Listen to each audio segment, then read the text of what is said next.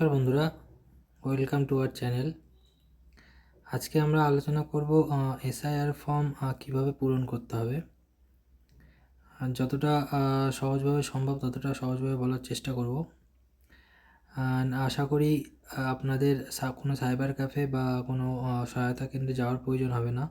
আপনারা যদি ভিডিওটা দেখেন তাহলে নিজেরাই বাড়িতে বসে ফর্মটা ফিল আপ করতে পারবেন।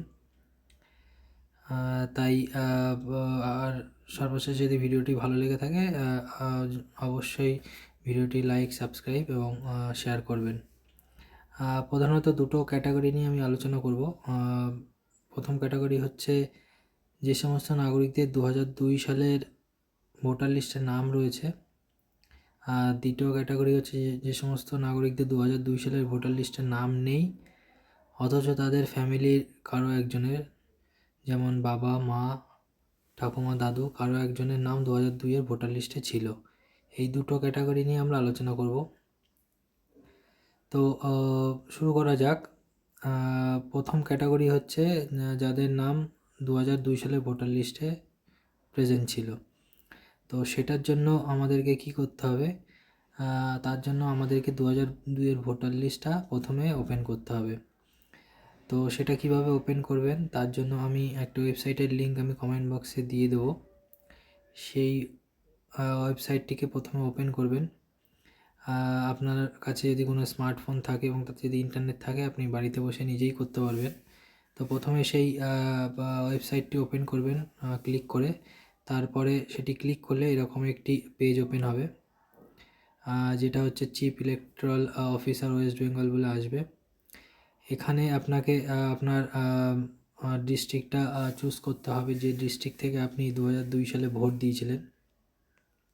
তো আমি এখানে একটা ডিস্ট্রিক্ট ওপেন করছি যেখান থেকে আমার বাবা ভোট দিয়েছিলেন। তো আমি চুজ করছি নর্থ 24 পরগনাস। ক্লিক করলাম নর্থ 24 পরগনাসের উপরে। তারপরে আপনাকে এখানে প্রত্যেকটা বিধানসভার নাম দেখাবে নর্থ 24 পরগনাসের। তো এখানে আমার বাবা কোন বিধানসভার আন্ডারে ছিল সেই সময় সেটা আমাকে প্রথমে ওপেন করতে হবে। তো আমি ওপেন করছি বারাসাতের উপর ক্লিক করলাম। তো এবার আপনি দেখতে পাচ্ছেন এখানে একটা বড় লিস্ট ওপেন হয়েছে বারাসাতের। এখানে প্রত্যেকটা পোলিং স্টেশনের নাম রয়েছে। এই পোলিং স্টেশনের নামগুলো কি? এই পোলিং স্টেশনের নামগুলো হচ্ছে আপনারা যে জায়গায় গিয়ে 2002 সালে ভোট দিয়েছিলেন। সেটা কোনো স্কুল হতে পারে, কোনো ক্লাব হতে পারে বা কোনো সংস্থান হতে পারে। তো সেই জায়গাটাকে আপনাকে একটু মনে করে বের করতে হবে। অবশ্য আপনারা নামগুলো যদি নিচের দিকে যান এক এক করে দেখেই বুঝতে পারবেন। তো আমার বাবা ভোট দিয়েছিলেন এই 46 নম্বর লিস্টে, 46 নম্বর সিরিয়াল নাম্বারে, পূর্ব নপাড়া অবৈতনিক বিদ্যালয় থেকে। তো এখানে দেখুন একটা অপশান আছে ফাইনাল রোল বলে, এর উপরে আপনাকে ক্লিক করতে হবে। এরপরে ক্লিক করলে এই ক্যাপচাটা আপনাকে দিতে হবে। ক্যাপচাটা দেওয়ার পরে ভেরিফাই অপশানে ক্লিক করলে আপনার কাছে একটা লিস্ট ওপেন হবে। এবার এই লিস্টে আপনার নাম থাকবে। তো এখানে প্রথমে কয়েকটা জিনিস আপনাকে নোট করতে হবে। আপনি চাইলে এই পেজটার স্ক্রিনশটও রেখে দিতে পারেন। কী কী জিনিস আপনাকে নোট করতে হবে? প্রথমে হচ্ছে আপনার বিধানসভা একদম উপরে রয়েছে দেখুন, বিধানসভা নির্বাচন ক্ষেত্রের নম্বর, নাম। তো এই দুটো জিনিস আপনাকে মাথায় রাখতে হবে। প্রথমে ক্ষেত্রের নম্বর হচ্ছে 90 এবং নাম হচ্ছে বারাসাত। আমার বিধানসভা ছিল হচ্ছে বারাসাত এবং ক্ষেত্রের নম্বর হচ্ছে 90। এরপরে আর একটা জিনিস আপনাকে লক্ষ্য করতে হবে, সেটা হচ্ছে ডান দিকে একদম দেখুন অংশ নম্বর লেখা আছে 46, এটাকে আপনাকে নোট করতে হবে। এরপরে চলে যাই যে লিস্টটাতে আমার বাবার নম্বর এখানে দেখুন। এখানে লিস্টে প্রথম কী আছে? প্রথমে আছে ক্রমিক নম্বর, বাড়ির নম্বর, নির্বাচকের নাম, সম্পর্কিত ব্যক্তির নাম, লিঙ্গ, বয়স এবং সচিত্র পরিচয়পত্র নম্বর। তো এক এক করে আসি। ক্রমিক নম্বর হচ্ছে এটা একটা সিরিয়াল নাম্বার। এই সিরিয়াল নাম্বারটাও আপনার লাগবে, এটাকে আপনাকে নোট করতে হবে। বাড়ির নম্বর লাগবে না, নির্বাচকের নাম আপনাকে খুঁজে বের করতে হবে সেই সিরিয়াল নম্বর অনুযায়ী। তার সাথে সম্পর্ক মানে সম্পর্কিত যে ব্যক্তির নাম আপনার দেওয়া থাকবে আপনার নামের সাথে, তার সাথে কী সম্পর্ক সেটা দেওয়া থাকবে। সে আপনার পিতা, মাতা বা অভিভাবক কেউ একজন হতে পারেন। লিঙ্গ দরকার হবে না, বয়সও দরকার হবে না, সচিত্র পরিচয়পত্র নম্বর এটা আপনার দরকার হবে। এটা অ্যাকচুয়ালি আপনার ভোটার আইডির যে নম্বরটা, যে আইডি নম্বরটা, সেটা হচ্ছে এই সচিত্র পরিচয়পত্র নম্বর। তো এটাকে আপনাকে নোট করতে হবে। তো দেখুন এখানে আমার বাবার নম্বর রয়েছে 130 নম্বরে, রবীন্দ্রনাথ দাস, পিতা মহেন্দ্র দাস, এবং নাম্বারটা রয়েছে CKW235 সামথিং বলে কিছু একটা রয়েছে। তো এটাকে আপনার একটা স্ক্রিনশট নিয়ে নিতে পারেন বা এটা আপনাকে নোট করেও রাখতে পারেন। তো এই ইনফরমেশনগুলো আপনার লাগবে ফর্মটা ফিল আপ করতে গেলে। এবার চলুন ফর্মটায় যাওয়া যাক। তো এটা হচ্ছে সেই ফর্ম, এসআইআর ফর্ম, যেটা বিএলওরা আপনার বাড়িতে এসে দিয়ে যাবে। সো সর্বপ্রথমে আপনাকে কী করতে হবে, এই যে ফটোটা দেওয়া আছে এই ফটোর পাশে একটা কালার ফটো আপনাকে লাগাতে হবে, আর রিসেন্টলি তোলা একটা কালার ফটো আপনাকে লাগাতে হবে। তারপরে দেখুন এখানে রয়েছে জন্ম তারিখটা বসাতে হবে আপনার। তারপর আধার নম্বর, আপনার আধার নম্বরটা আপনি দিতে পারেন। মোবাইল নম্বর, একটা অ্যাক্টিভ মোবাইল নম্বর আপনাকে দিতে হবে। তারপরে দিতে হবে পিতা বা অভিভাবকের নাম, যেটি দেবেন সেটার মাথায় টিক করে দেবেন। তারপরে পিতা বা অভিভাবকের এপিক নম্বর বলতে ভোটার আইডির যে আইডি নম্বরটা থাকে সেটি হচ্ছে এপিক নম্বর। আর এই ভোটার আইডি কার্ডের উপরে বাঁদিকে জেনারেলি যেটা থাকে, আপনি একবার দেখে নেবেন এটা কোন দিকে আছে, বাট একটাই আইডি নম্বর থাকে। তো পিতা বা অভিভাবকের যদি এপিক নম্বর থাকে তাহলে দেবেন, যদি না থাকে দেওয়ার দরকার নেই, এটি ম্যান্ডেটরি নয়। একইভাবে মায়ের নাম দেবেন। তারপরে মায়েরও এপিক নাম্বার যদি থাকে, মানে মায়ের ভোটার কার্ডের এপিক নাম্বার থাকে যদি, বা সেটি দেবেন, নাহলে দেবেন না। এরপরে স্বামী বা স্ত্রীর নাম, যদি পুরুষ হয় তাহলে স্বামীর নাম, পুরুষ হয় তাহলে স্ত্রীর নাম, এবং স্ত্রী হলে পুরুষের যদি মহিলা হয় তার স্বামীর নাম এখানে দেবেন। তার সাথে তার এপিক নাম্বার, মানে তার যদি ভোটার আইডি কার্ড থেকে থাকে তাহলে তার এপিক নাম্বারটাও এখানে দেবেন।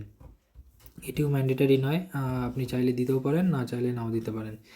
এবারে আসি সবথেকে গুরুত্বপূর্ণ সেকশানটা, সেটা হচ্ছে যেহেতু আমি বললাম যে প্রথম ক্যাটাগরিটা হচ্ছে যাদের নাম 2002 সালের ভোটার লিস্টে আছে। তো আমার বাবার নাম 2002 সালের ভোটার লিস্টে ছিল, আমি দেখালাম এক্ষুনি। তো সেই সব ক্ষেত্রে আপনাদের কী করতে হবে, নিচের দিকে সেকশানেরটা বাঁ দিকের টা আপনাদের ফিল আপ করতে হবে। নিচের সেকশানের বাঁ দিকের পার্টটা, ডান দিকের পার্টটায় আপনাদের হাত দিতে হবে না। তো দেখুন এখানে আমি ফিল আপ করেছি অলরেডি। প্রথমে কি দিয়েছি, এখানে লেখাও আছে, আপনি দেখুন সর্বশেষ এসআইআরে নির্বাচক তালিকায় থাকা নির্বাচকের বিবরণ। তো আমার বাবার নাম ওখানে ছিল, তো ওখানে যে নামটা ছিল সেই নামটা আমাকে দিতে হবে। এক্স্যাক্ট যে স্পেলিংটা ছিল সেটাই লিখতে হবে, রবীন্দ্রনাথ দাস। এবং সেখানে যে এপিক নম্বরটা, মানে এপিক নম্বরটা বলতে এখানে যে সচিত্র পরিচয়পত্র নম্বর যেটা আছে, এই লিস্টে যেটা আছে সেইটা আপনাকে দিতে হবে। এটি পরবর্তীকালে অনেকের হয়তো চেঞ্জও হতে পারে, বাট এই লিস্টে যেটা থাকবে সেটাই আপনাকে এইখানে দিতে হবে, এই সেকশানে। তারপরে দিতে হবে আত্মীয়ের নাম, মানে আপনার পিতা বা মাতা বা অভিভাবক যার নামে এখানে দেওয়া ছিল, এখানে দেখুন দেওয়া ছিল মহেন্দ্র দাস, তাই আমি এখানে দিয়েছি মহেন্দ্র দাস, এবং সম্পর্ক দেওয়া ছিল পিতা। এবার জেলা, রাজ্যের নাম, বিধানসভা ক্ষেত্রের নাম। তো এইগুলো আপনি পেয়ে যাবেন এই ফর্মটা থেকেই। আপনি যদি উপরে যান এখানে দেখবেন জেলা দেওয়া আছে, মাঝখানে এই যে জেলা উত্তর চব্বিশ পরগনা, এবং উপরে দেওয়া আছে যে আপনার বিধানসভা নির্বাচনের নাম কি, বারাসাত। এবং যেহেতু আমরা পশ্চিমবঙ্গ থেকে এসআইআরটা করছি পশ্চিমবঙ্গের জন্য, তাই রাজ্যের নাম পশ্চিমবঙ্গ। এবার আসি আর একটা সবচেয়ে গুরুত্বপূর্ণ, যেটা আপনাদেরকে ভালোভাবে দেখে ফিল আপ করতে হবে, সেটা হচ্ছে বিধানসভা ক্ষেত্রের নম্বর, অংশ নম্বর, ক্রমিক নম্বর। তো এই লিস্টে আমি যেটা দেখিয়েছিলাম প্রথমেই, যে আমার বাবার নাম যে লিস্টে আছে তার নির্বাচন ক্ষেত্রের নম্বর হচ্ছে 90 এবং অংশ নম্বর হচ্ছে 46। তো এখানে 90 দেখুন ক্ষেত্রের নম্বর, এবং অংশ নম্বর 46। ক্রমিক নম্বরটা কি, ক্রমিক নম্বর বলেছিলাম যেটা হচ্ছে সিরিয়াল নম্বর থাকবে, যেটা হচ্ছে এখানে ক্রমিক নম্বর বলে দেওয়া আছে, সেটা হচ্ছে ওখানে বসাতে। আমার বাবার নাম 130 নম্বরে ছিল, তাই আমি এখানে 130 নম্বর দিয়েছি। তো এই ক্যাটাগরির জন্য আপনাকে আর কিছু করতে হবে না, এই অবধি আপনাকে করতে হবে। আর কিছু করার প্রয়োজন নেই এই ফর্মটিতে। এরপরে বিএলও এসে বিএলও সাইন করে ফর্মটি নিয়ে যাবে। এরপরে আসি এর পরের ক্যাটাগরিতে, সেটি হচ্ছে যাদের নাম 2002 সালের ভোটার লিস্টে নেই, যেমন আমার নাম, অথচ আমার বাবা মা বা দাদু ঠাকুমা কারো একজনের নাম রয়েছে। তো এটির ক্ষেত্রেও কী করতে হবে, আপনাকে একটা কালার ফটোগ্রাফ রিসেন্টলি লাগাতে হবে এই ফটোটির পাশে। এবং তারপরে এই প্রথম সেকশানটা একদম সমান আগের ক্যাটাগরির মতো একইভাবে আপনাকে ফিল আপ করতে হবে। আগের ক্যাটাগরির মতো কোনো কিছু আলাদা নেই, সিমিলারভাবে আপনাকে ফিল আপ করতে হবে। এবার আসি নিচের সেকশানটাতে। নিচের সেকশানটায় যেহেতু আমি বলেছিলাম আমার নাম 2002 সালে ভোটার লিস্টে নেই, কিন্তু আমার বাবা মার নাম রয়েছে, তাই আমি কী করতে হবে, আমাকে ডান দিকের সেকশানটা ফিল আপ করতে হবে নিচের। তো ডান দিকের সেকশানটা কী বলছে, আত্মীয়ের বিবরণ, যার নাম পূর্ববর্তী কলমে সর্বশেষ এসআইআরে দেওয়া আছে। তো আমার বাবার নাম যেহেতু ছিল, এখানে আপনি আপনার বাবা মা দাদু ঠাকুমা যার নামই রয়েছে যে কোনো একজনের নাম দিতে পারেন। আমি আমার বাবার নাম দিয়েছি, তো নাম দিয়েছি এবং এপিক নম্বর ওই লিস্টে যে এপিক নম্বর ছিল যেটা আমার বাবার, সেটা আমি দিয়েছি। এপিক নম্বর বলতে এখানে যেটা সচিত্র পরিচয়পত্র নম্বর, সেটা আমি দিয়েছি। একইভাবে বাবার যে আত্মীয়ের নাম দেওয়া ছিল ওখানে মহেন্দ্র দাস, এখানে দেখুন আমার বাবার আত্মীয়ের নাম মহেন্দ্র দাস দেওয়া ছিল, সেটি আমি দিয়েছি। 130 নম্বরে যদি দেখেন পিতা মহেন্দ্র দাস, তো এখানে মহেন্দ্র দাস দিয়েছি এবং সম্পর্ক পিতা, কারণ আমার বাবার পিতার নাম ওখানে দেওয়া ছিল। জেলাটা একইভাবে আমি দেখিয়েছি, জেলা উত্তর 24 পরগনা ছিল, রাজ্যের নাম তো পশ্চিমবঙ্গ হবে, এবং বিধানসভা ছিল আমাদের বারাসাত, তাই বারাসাত দিয়েছি।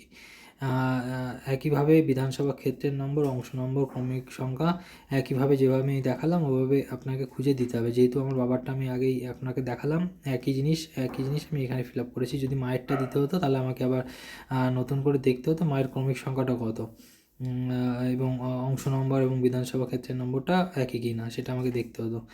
তো এই ক্ষেত্রে আলাদা কিছু নয়, যেহেতু আমার বাবারটা আমি অলরেডি আগে দেখালাম, তো সে একই জিনিস এখানে আপনাকে বসাতে হবে। সেই বিধানসভা ক্ষেত্রের নম্বর 90, অংশ নম্বর 46 এবং ক্রমিক সংখ্যা 130।